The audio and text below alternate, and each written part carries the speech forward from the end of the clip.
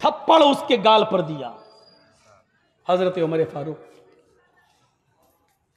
उसने कहा अमीरुल मोमिनीन, देखिए अपने आप को कैसे बचाते हैं जहन्नम की आग से। अमीरुल मोमिनीन, आपने मुझे जो थप्पड़ मारा है, आप थोड़ा गौर कर लीजिए कि आपने ये थप्पड़ मुझे सही मारा है या गलत मारा है।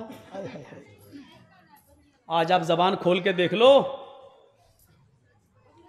जबान खोले आप ही अंदर। देख रहे थे आप, बिहार में अभी तक कुछ नहीं हो रहा था और जैसे ही पलटी मारी, सरकार बदली, तो आज कितने छापे पड़ रहे हैं। कुछ बोल के देख लो आप। हजरत उमर फारूक ने अपने गुलाम को थप्पड़ मार तो दिया, कहा अमीरुल मोमिनीन, आपका मैं गुलाम हूं, आपने थप्पड़ मारा, मैं आपको कुछ नहीं कह सकता हूं, लेकिन थोड़ा गौर कर लीजिए अपने मामले में कि आपने जायज मारा कि नाजायज मारा है। कहा मैंने आवाज दी, तुमने सुना क्यों नहीं? कितनी बार मैंने आवाज दी? कहा अमीरुल मोमिनीन, आपको ये पूछना चाहिए था कि मेरी आवाज तुम्हारे कानों तक आई या नहीं आई। आई तो तुम क्यों नहीं आए? आपने कुछ नहीं पूछा और एक थप्पड़ मार दिया। अच्छा बताओ, सुने थे? हाँ, फिर क्यों नहीं आए?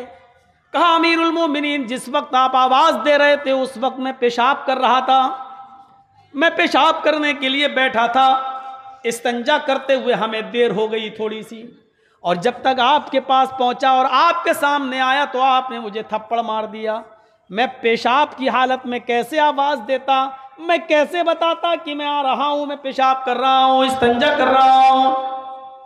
हजरत उमर फारूक की आंखों में आंसू आ गए और फरमाया, इसी वक्त तुम अपना इंतकाम मुझसे लो, इसी वक्त तुम अपना बदला मुझसे लो। जितनी जोर से मैंने थप्पड़ तुम्हारे मारा है उतनी जोर से तुम मेरे थप्पड़ मारो। कहा अमीरुल मोमिनीन, ये कैसे हो सकता है? आप मेरे मालिक हैं, आपको अपनी गलती का एहसास हो गया है, मेरे लिए काफी है, बस जाइए, मैंने आपको माफ किया। हजरत उमर कहते नहीं, इस दुनिया में तुम मुझे इसलिए माफ कर रहे हो क्योंकि मैं तुम्हारा मालिक हूं और तुम मेरे गुलाम, तुम मेरे खादिम हो, इसलिए मालिक से इंतकाम नहीं लेना चाहते हो। लोग क्या कहेंगे? नहीं, तुम्हें इसी दुनिया में मुझसे बदला लेना है, कल कयामत के दिन मैं तुम्हें बदला नहीं दे सकता। अगर मेरे पास नेकियां नहीं हुई तो तुम्हारा गुनाह मेरे सर पे लादा जाएगा, इसलिए तुम्हें इसी दुनिया के अंदर बदला लेना होगा। और फिर जमाने ने देखा, हजरत उमर ने उसको मजबूर कर दिया और हजरत उमर फारूक के गुलाम ने हजरत उमर फारूक के चेहरे पर थप्पड़ मारा। और ऐसा करने के लिए हजरत उमर ने उसको मजबूर किया, लो तुम्हें इसी वक्त बदला लेना होगा।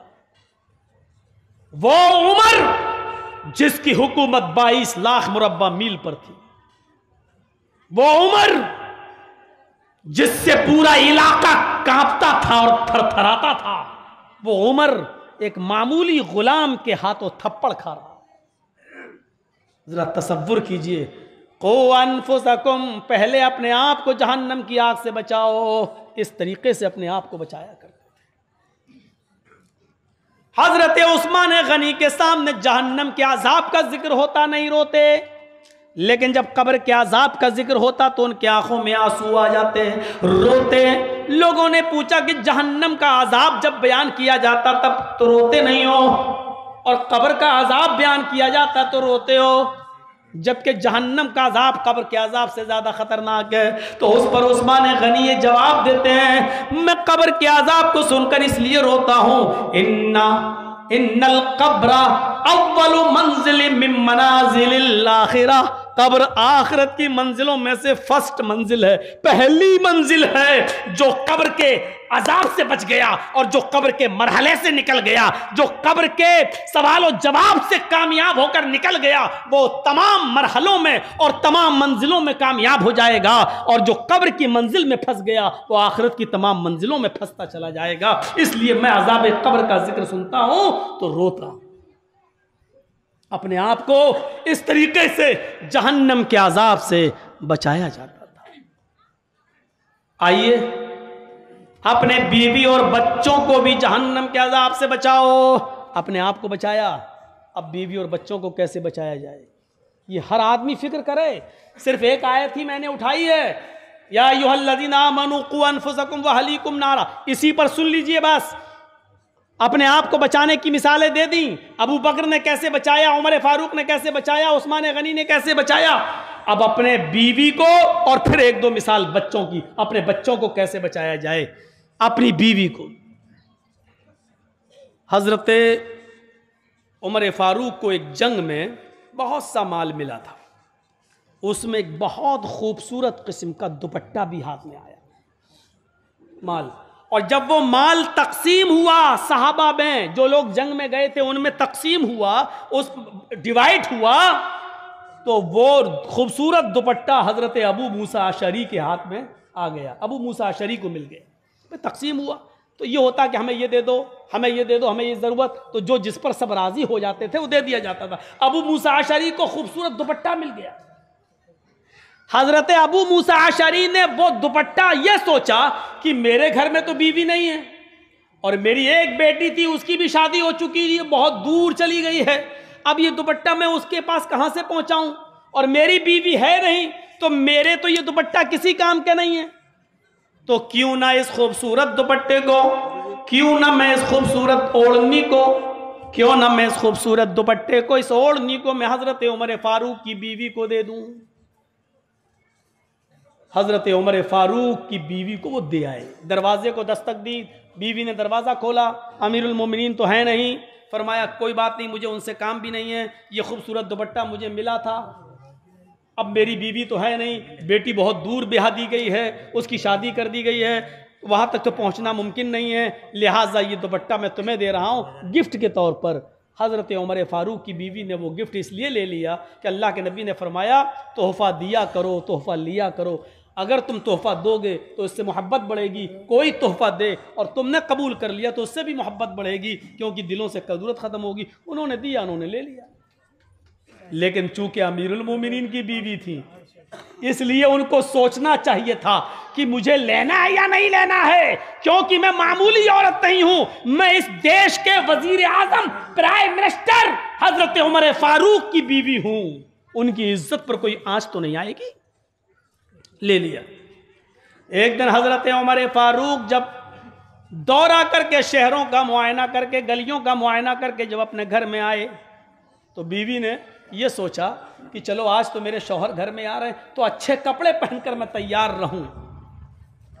और वो दुपट्टा जो उनको बड़ा खूबसूरत दुपट्टा था, जो ईरानी दुपट्टा था, उस खूबसूरत दुपट्टे को उन्होंने अपने ऊपर डाल लिया, सिर्फ इसलिए कि मेरे शौहर मुझे देखकर आज खुश हो जाएं। आजकल हमारी औरतें तो शादियों में जाती हैं तब कपड़े पहनती हैं, घरों में वो कैसे रहती हैं, अचानक अगर पति घुस जाए बाहर से आकर तो चुड़ैल बनी रहती है घरों में।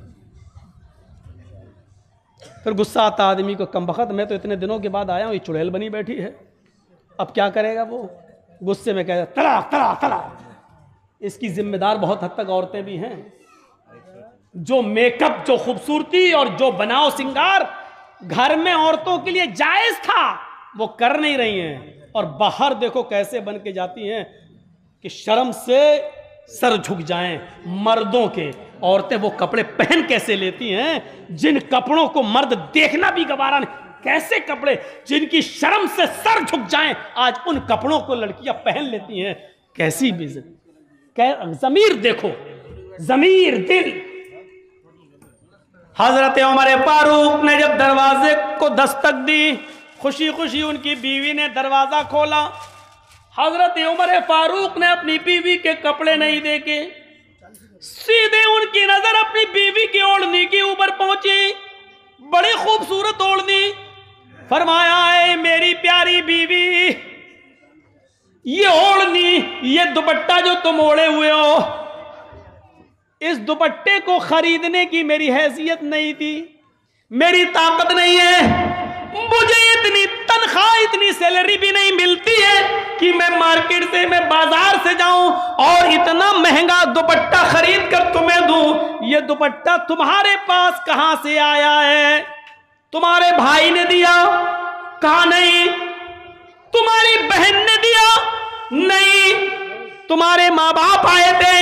नहीं। फिर ये दुपट्टा तुम्हारे पास कहां से आया? ये ओढ़नी तुम्हारे पास कहां से आई? जवाब दिया, सही बोल दिया कि ये दुपट्टा, ये ओढ़नी मुझे हजरत अबू मूसा अशअरी रज़ी अल्लाह ताला अन्हु देकर गए। अबू मूसा अशअरी कौन थे ये भी सुन लीजिए। अबू मूसा अशअरी बैतुल माल के कैशियर थे। बैतुल माल तो समझते हैं ना आप, सरकारी जो फंड होता है जिसको हिंदी में राजकोष कहते हैं। अब आपके यहाँ क्या कहते हैं वो हमको नहीं मालूम। खजांची को ट्रेजी खजांची जिसको बोला जाता है बैतुल माल का जो खजाने का मालिक हो, कैशियर।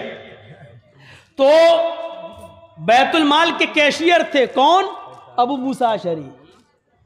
हजरत उमर फारूक ने जब सुना कि अच्छा ये दुपट्टा तुम्हें अबू मूसा अशअरी ने बैतुल माल के कैशियर ने दिया है, कहा?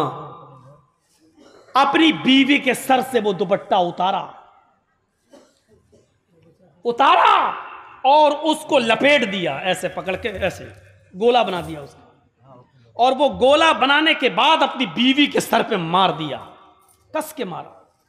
चाहे जितना भी हल्का हो, लेकिन जब उसको इकट्ठा करके गोला बनाकर मारा जाएगा तो थोड़ा सा तो लगेगा सर पर।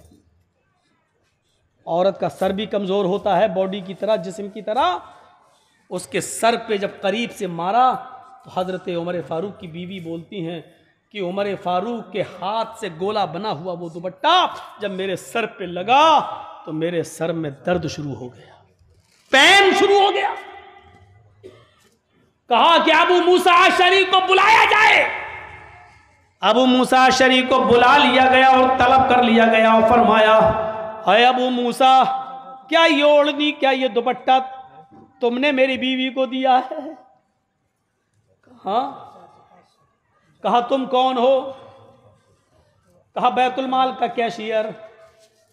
कहा तुमने ये दुपट्टा मेरी बीवी को इसलिए दिया है ताकि अमीरुल मोमिनीन खुश हो जाए अपने बैतुल माल के कैशियर से, और अगर भविष्य में फ्यूचर में वो थोड़ी बहुत गलतियां करे तो उसको बख्श दिया जाए, उसको छोड़ दिया जाए, उसके ऊपर रहम कर दिया जाए। या इससे भी बड़ा कोई ओहदा चाहते हो, करीब होना चाहते हो मेरे? आए अबू मूसा अशअरी, क्या जहन्नम में ढकेलने के लिए, जहन्नम में दाखिल करने के लिए तुम्हारी नजर किसी और पर नहीं पड़ी थी, मेरी बीवी के ऊपर पड़ी, मेरी बीवी के ऊपर ही तुम्हारी नजर पड़ी। इस ओढ़नी को उठाओ और रफा हो जाओ, इस ओढ़नी को उठाओ और दफा हो जाओ। और याद रखना, काबे के रब की कसम, उस अल्लाह की इज्जत और जलाल की कसम खाकर कहता हूं, अगर तुमसे कोई गलती सरजद हुई तो मैं तुम्हें डबल सजा दूंगा। ये मत सोचना कि मैं तुम्हें छोड़ दूंगा, मैं तुम्हें डबल सजा दूंगा, डबल। अपनी बीवी को भी ओढ़नी नहीं ओढ़ने दी। इस तरीके से जहन्नम के अजाब से और जहन्नम में जाने से अपनी बीवी को भी रोक। हम गौर करें, जिम्मेदार है अपनी बीवी के। आप रोकते हैं? आपकी बीवी लगाई लिपस्टिक, चुपड़ा, मेकअप, फेयर एंड लवली और पाउंड्स क्रीम गोबर की तरह, और निकल गई कलिया चक्के मार्केट में, बिग बाजार घूम रही है, सामान खरीदने जा रही। आपने अपने सामने मेकअप करने के बाद अपनी बीवी को अपने घर से बाहर निकलने दिया, अपनी जवान बेटी को घर से बाहर निकलने दिया, आपने रोका। जहन्नम में जाने से आप अपनी बीवी और बच्चों को रोक रहे हैं, जबकि हदीस के अल्फाज हैं, जब कोई औरत घर से अकेले निकलती है तो उसके साथ शैतान भी साथ होता है। मौलाना साहब जहन्नम की बात बताइए, बस बीवी की बात मत बताइए। औरतें भी सोच रही होंगी मौलाना मेकअप वेकअप की बातें ना करें और सब करें, तकरीर बहुत अच्छी हो रही है, ये गोबर की तरह थोपना और लूटना, ये सब बातें ना करें। अब मैं अपनी आदत से मजबूर हूं, मैं क्या करूं? सोचो ये कौन बचाएगा? वो वाकया तो मेरी किसी तकरीर में सुना ही होगा। हजरत उमर इब्ने अब्दुल अजीज की बीवी के पेट में बच्चा और 4 दिन से भूखी, उन्होंने अपनी लौंडी को, खादिमा को भेजा बैतुल माल से थोड़ा सा दूध, और उमर इब्न अब्दुल अजीज ने जब देखा कि रात की तारीकी में मेरी नौकरानी, मेरी खादिमा दूध का प्याला लेके आ रही, पूछा ये दूध कहां से लाई हो? कहा बैतुल माल से। किसके लिए लाई हो? आपकी बीवी के लिए। क्यों? 4 दिन से भूखी हैं, पेट में हमल है, अगर मां को कुछ नहीं मिलेगा खाने को तो बच्चा मर जाएगा। बच्चे को पेट में पलना है और परवरिश पाना है तो मां का खाना जरूरी है। ये बच्चे का क्या होगा?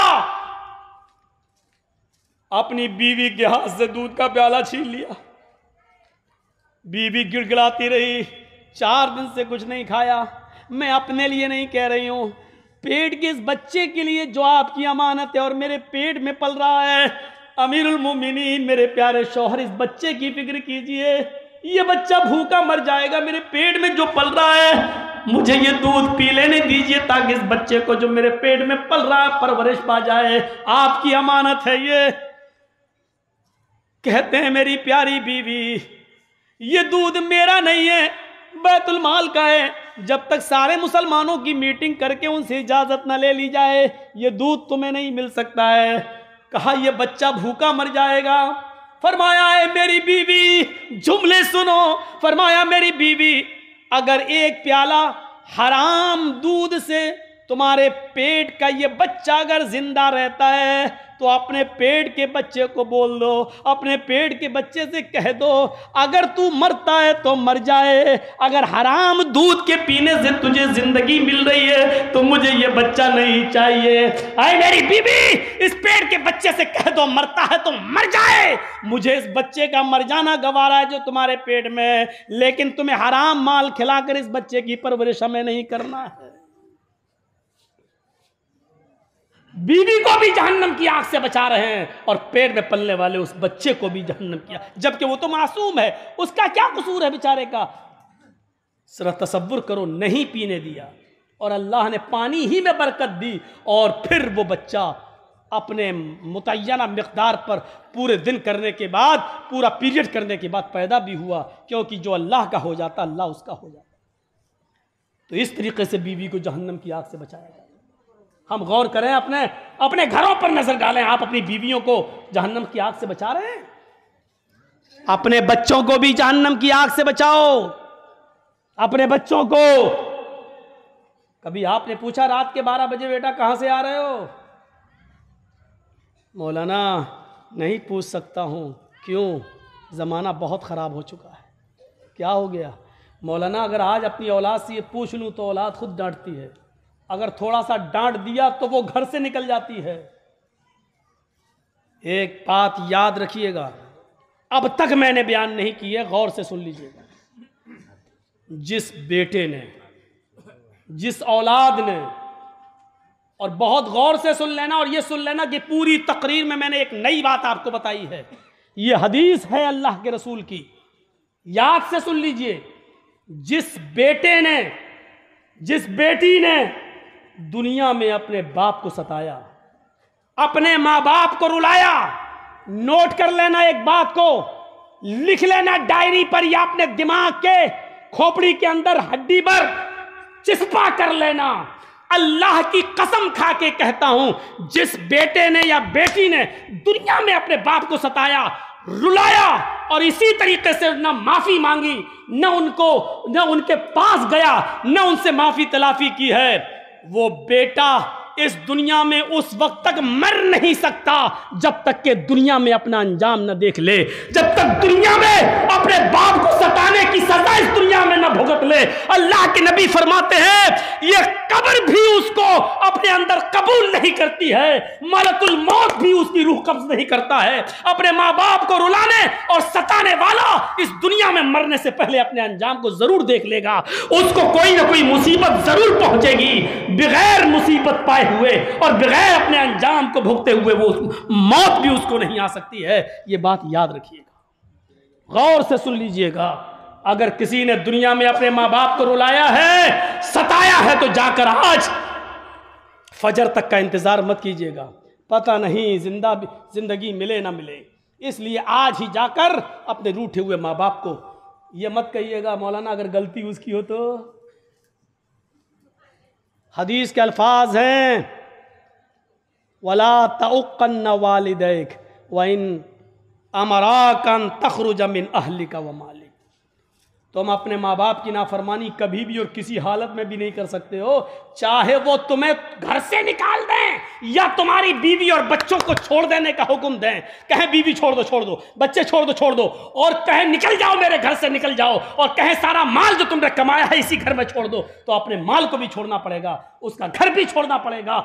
अल्लाह के नबी फरमाते हैं अगर ये हुक्म दें तो तुम्हें अमल करना है, लेकिन इसके जवाब में अपने बाप से ये नहीं कहना है मैं बीवी क्यों छोड़ूं, बच्चे क्यों छोड़ूं, हमने कमाया है अपनी कमाई क्यों छोड़ूं, ये आप नहीं कह सकते हो। बाप जो जुल्म कर रहा है उसका अजाब उसको मिलेगा, बाप जो जुल्म कर रहा है उसका अजाब उसको मिलेगा, लेकिन आपको इस बात की इजाजत नहीं है कि माँ बाप को कुछ कहो। अब सोच लो इसके बाद अब रह क्या गया है, इसके बाद अब रह क्या गया है। दुनिया में कोई उस वक्त तक मर ही नहीं सकता अगर उसने अपने माँ बाप को सताया है और बुराइयां की हैं। मौत आ सकती है, उसका अजाब कब्र में मिल सकता है, जहन्नम में मिल सकता है, लेकिन माँ बाप को सताया है, रुलाया है, तो इस दुनिया में उसके अजाब को वो भुगतेगा, पहले उसके अंजाम को भुगतेगा और उसका गुनाह बाकी रहेगा। जहन्नम में तो उसका अजाब फिर मिलना ही मिलना है, लेकिन दुनिया में अपने माँ बाप को रुलाने और सताने का अजाब वो देखेगा और अपने अंजाम को पहुंचेगा। अपनी औलाद को भी जहन्नम की आग से बचाओ। जंगे जलूला में 4000 बकरियां मिली। सहाबा ने सोचा इतनी बकरियां लेकर मदीना कैसे जाएंगे, इनको बेच दो और पैसा बैतुल माल में जमा कर दिया जाएगा। हजरत उमर फारूक के बेटे ने कहा ठीक है, जब बकरियां बेचना ही है तो मुझे बेच दो। लोगों ने कहा ठीक है, कीमत लगाओ, और सौदा हो गया। हजरत उमर फारूक के बेटे अब्दुर्रहमान को वो बकरियां 40,000 दिरहम में दे दी गईं। कितने में? 40,000 दिरहम में। हजरत उमर फारूक के बेटे ने 40,000 दिरहम में बकरियां ले ली। फरमाया घर चलो, हम 40,000 दिरहम तुम्हें दे देंगे। एक नौकर मुतय्यन किया और फरमाया इन बकरियों को लेकर तुम मदीने आ जाओ, तुम्हारी जो मेहनत मजदूरी होगी वो तुम्हें मिल जाएगी। बकरियां आने में 8 दिन लगेंगे। 8 दिन इनको भी पहुंचने में लगे। जब ये अपने इलाके में पहुंचे, ये 2-3 दिन में पहुंच गए। बकरियां 8 दिन के बाद आई। हजरत उमर फारूक के सामने जब माल रखा गया तो 40,000 दिरहम भी रखे गए। हजरत उमर ने पूछा ये 40,000 दिरहम भी क्या मैदान जंग में काफिरों से लूटे हैं तुमने? जवाब मिला नहीं। हमें बकरियां मिली थी, 4,000 बकरियों को लाना यहाँ दुश्वार था, मुश्किल था, इसलिए उन बकरियों को मैंने वही बेच दिया, वो 40,000 दिरहम में बिकी। कहा 4,000 बकरियां 40,000 दिरहम में? बस बच्चे थे छोटे छोटे? कहा नहीं, पूरी पूरी बकरियां थी। कहा किसने खरीदी? फरमाया आपके बेटे अब्दुर्रहमान ने। फरमाया 40,000 दिरहम में ये बकरियां नहीं हो सकती हैं। लोगों, तुमने मेरे बेटे को 40,000 में ये बकरियां इसलिए बेची हैं क्योंकि वो मेरा बेटा था, अमीरुल मोमिनीन का बेटा था, उसके साथ रियायत बरती गई है, उसके साथ खास तवज्जो दी गई है, अमीरुल मोमिनीन का बेटा है इसलिए दे दो। नहीं नहीं, उन बकरियों को आने दो, हम उसकी दोबारा नीलामी लगाएंगे, हम उसकी दोबारा बोली लगाएंगे। बकरियां आई। हजरत उमर फारूक ने उन बकरियों को अपने कब्जे में ले लिया और बाजार जब लगा तो उन बकरियों को वहां पहुंचा दिया। फिर उसकी बोली लगाई गई कि लो इन बकरियों को खरीदो। उन बकरियों को जब बोली लगाई गई तो आप यकीन मानिए वो बकरियां 3 लाख दिरहम के अंदर बिकती हैं। 3 लाख दिरहम के अंदर वो बकरियां बिकती हैं। हजरत उमर फारूक ने 3 लाख दिरहम में वो बकरियां बेच दी और 40,000 दिरहम जो उनके बेटे ने दिए थे वो 40,000 दिरहम उनको दे दिए। ये पकड़ो अपने पैसे। ये 2,60,000 का नुकसान हो रहा था, इन मुसलमानों का हो रहा था, मुसलमानों के बैतुल माल का हो रहा था। ये 2,60,000 रुपए बैतुल माल में जमा किए जाएंगे। ये दिरहम बैतुल माल में जमा कर दिया और फरमाया बेटे मैंने ये बकरियां तुमसे लेकर बेचकर बाकी पैसा बैतुल माल में जमा कर दिया, इसलिए कि कुरान कहता है क़ू अनफुसकुम व अहलीकुम नारा, अपने आप को भी जहन्नम के आग से बचाओ, अपने बीवी बच्चों को भी जहन्नम के अजाब से बचाओ। लिहाजा मैं नहीं चाहता कि कयामत के दिन ये कहा जाए और मुझे कयामत के दिन पेश होना पड़े और कहा जाए कि तेरे बेटे के साथ रियायत बरती गई है, लिहाजा इन बकरियों को मैंने बेच दिया है, तुम्हारे पैसे दिरहम तुम्हें मिल चुके हैं। हम करेंगे ऐसा? यहां तो चोरी का मोबाइल तक हम खरीद लेते हैं, और माशाअल्लाह ये इलाका तो बहुत फेमस है। एक बार कलियाचक गए तो एक आदमी हम ही को टोपी पहनाने लगा। मौलाना 50,000 का मोबाइल है, हम आपको सिर्फ 10,000 में दे देंगे। हमने कहा अरे भैया कहीं सिम में डाला, कहीं पता चला पुलिस पहुंच गई यूपी, तो हमारी तो हालत खराब हो जाएगी। तो लोग हैं ऐसे। तसव्वुर करो कि यहां देखिए रियायत किसके साथ बरती जा रही है। मुल्क शाम सुना होगा, सीरिया, जिसको आज सीरिया बोला जाता है, या मिस्र, दोनों जगहों में से किसी एक जगह का वाकया है। हजरत उमर फारूक के बेटे ने धोखे से नबीज पी ली। नबीज जानते हो, खजूर का पानी था लेकिन उसमें नशा आ चुका था, उनको पता नहीं था, वो समझे खजूर का पानी और पी लिया, जबकि धोखा माफ, लेकिन पी लिया। अच्छा लगा तो और पी लिया तो नशा आ गया। नशा आया तो पता चला कि उमर फारूक के बेटे ने नबीज पी ली, नशे वाली खजूर, सड़ी हुई खजूर का जो अर्क था वो पी लिया और उससे नशा आ गया। हमारे अपने आस वहां के गवर्नर